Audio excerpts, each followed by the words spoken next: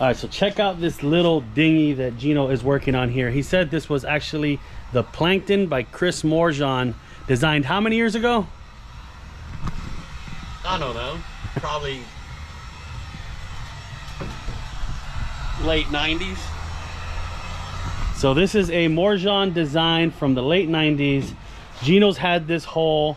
There's some crazy history to this hull. I don't know how much of that I could share. So he decided to build this hull out for his grandkids. It's been thrown in the back of the shop for quite some time.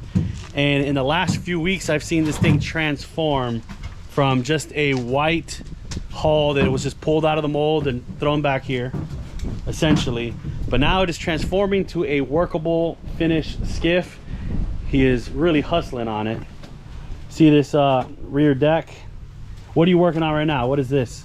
Rod tubes. Put some nice rod tubes on it. Got the front deck going in right here. So it's actually significantly larger than I thought, because I had seen it, you know, in the back of the shop upside down for quite a while. But now that it's right side up and he's got the Foss floor kind of set in there, he's got the bulkheads glassed in already. It is a much larger skiff than I realized, and it looks really nice. He went ahead and all gripped the hull. It's like was that the same green as your big boat? Yeah. Guide green. So it's guide green. He did a nice little gray stripe along the bottom. And this thing is looking sweet.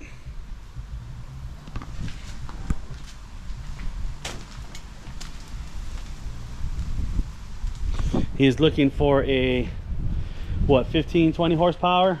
Yeah. I got that 9.9. And that's a Mercury? It's a Mercury 9.9 4-stroke. Carbureted. Short shaft? Short shaft, yep. I ran it on the Savannah. It did like 22, 23 miles an hour in the Savannah with one person. I might want to use it if I can't get a motor in time. Yeah.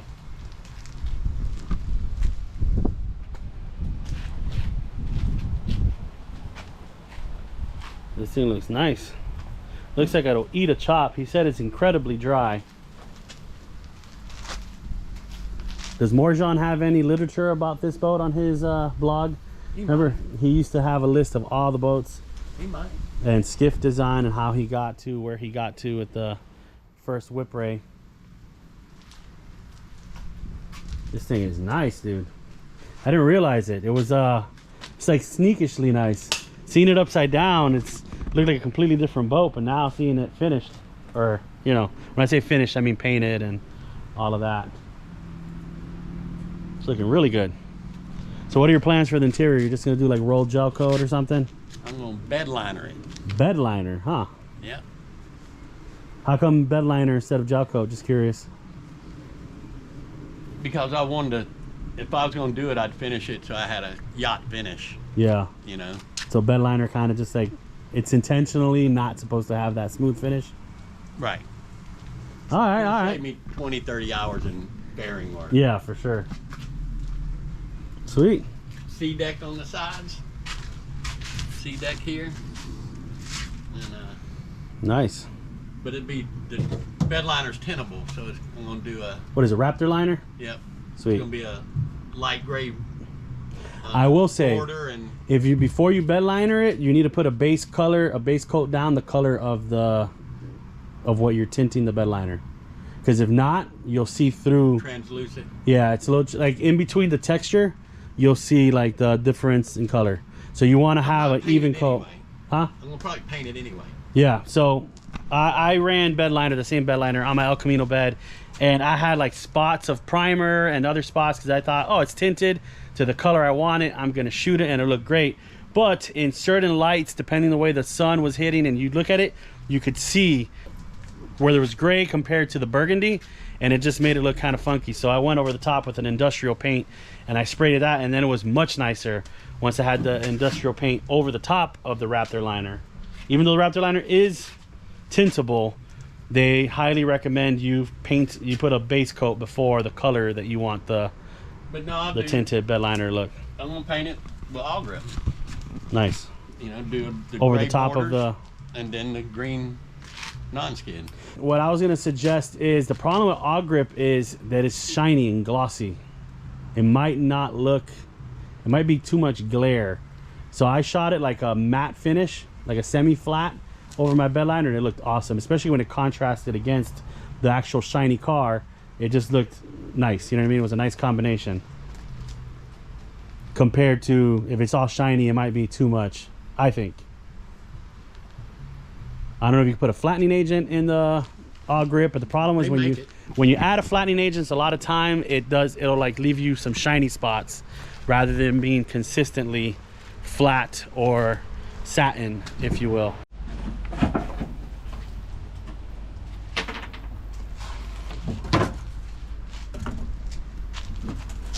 Check out the mad scientists at work over here.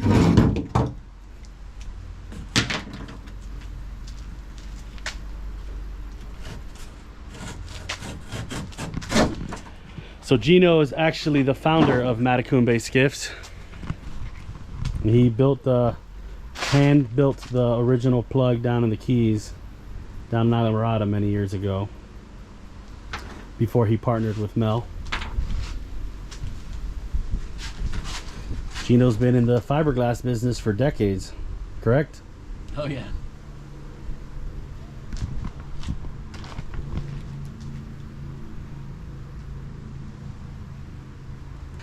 So Geneo actually hand built his sport fish, is sitting right outside. Maybe I'll show you guys some pictures of the process. He has a binder with all these photos from when he hand built that boat years ago. Nowadays he's building skiffs.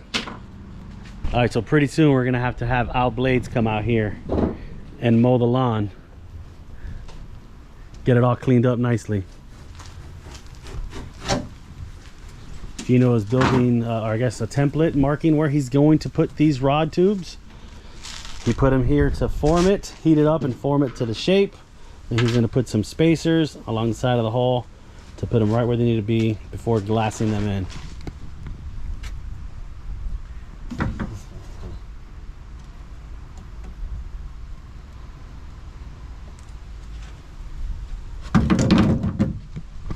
It's actually a Savannah deck right there. Not sure why it's missing the floor, but that's what that is. Measure the stringers. Oh, do we? What size stringers to put in them. Would you look at that? Dare someone say a jig to measure the stringers?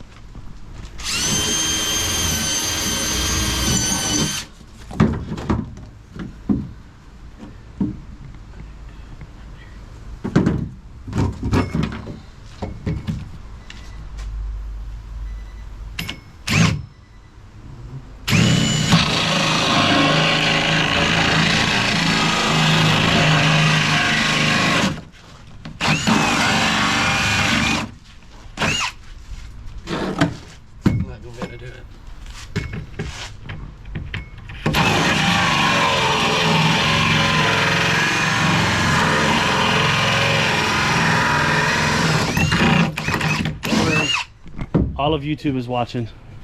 The pressure is on. So this is the original hand-built plug boat for the Matacumbe 18 right here, built in Islamorada by Chris Morejohn, Geneo Baker. And I am going to show you a few pictures of his binder as he built his boat. I'm assuming that's the boat right there. This might be the back of the boat. Yep, hold on. Here we go.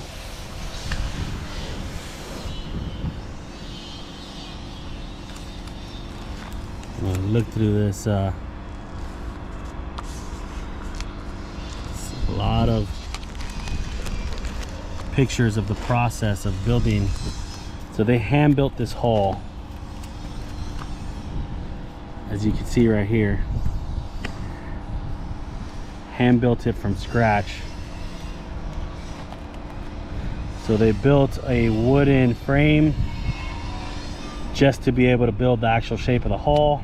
Then you dismantle that wooden frame afterwards, after the hull is glassed together. The hull itself is made out of foam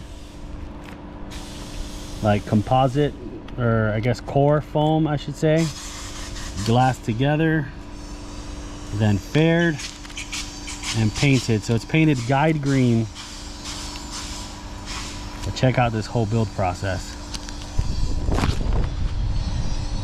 Then they flipped it. He's told me all the stories of when they built the boat and flipping it and all of that. Essentially they pulled it out to flip it and then put it back in the shop, I believe, afterwards. Yep.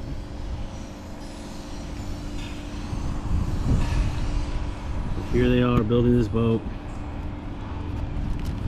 So from building big boats to skiffs today. So Geno's been in this industry for a long time. His dad worked in or owned the fiberglass shop back in the day, and then Geno became a rep selling fiberglass to pretty much every skiff company that exists today. He was selling them resin back in the days in the 90s, early 2000s.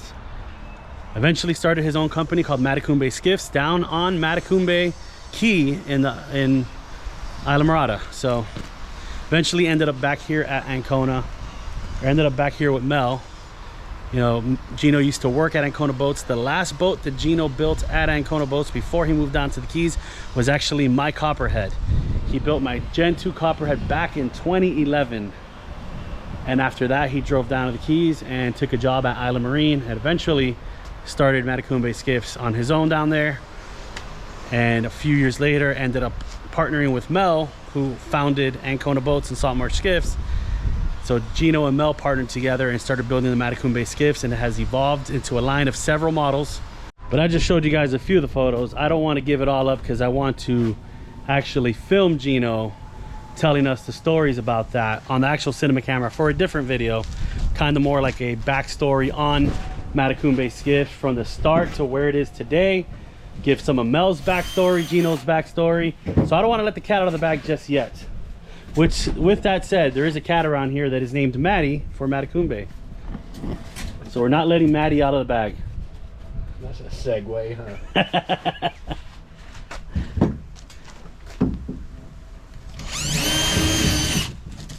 You know, I wish my grandfather gave me a custom built skiff back in my day. I say that jokingly. My grandfather did give me my first car though.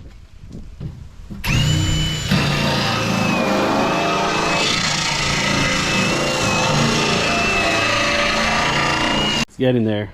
It's just the hatch. I need to get him away from the hatch. Yeah.